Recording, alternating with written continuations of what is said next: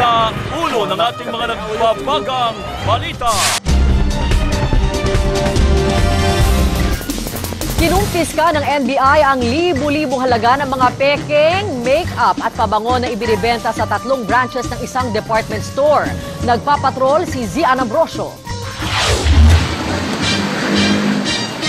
Sabay-sabay na sinalakay ng NBI Intellectual Property Rights Division ng cosmetic stall sa Isatan, Cubao, Carriedo at Recto.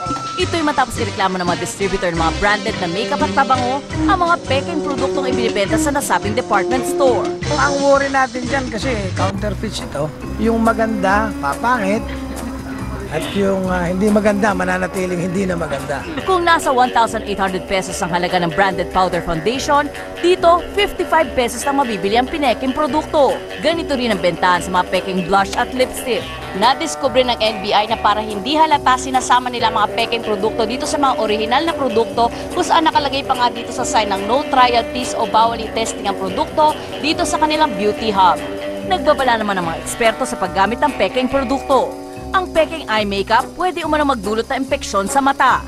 Ang peking face powder o blush pwedeng magpalala ng tigyawat sa ilan. There's a possibility that you will develop diseases, and there could be components like lead and mercury that is usually used in fake cosmetics. Pwedeng magkaroon ng cancer. Kakasuhan naman ng trade infringement ng mga distributor ang mga natitindang peking produkto. Hindi mo alam kung ano yung laman niya. Dumepensa naman ang mga tindera. Nasabi lang po ng na version lang siya. Tumangging magbigay ng komento ang Isitan kaugnay ng mga peking produkto. Inaalam naman ng NBI kung alam ng pamunuan ng Isitan na may binibentang peking produkto sa nasabing mall. Zian Ambrosio, ABS-CBN News.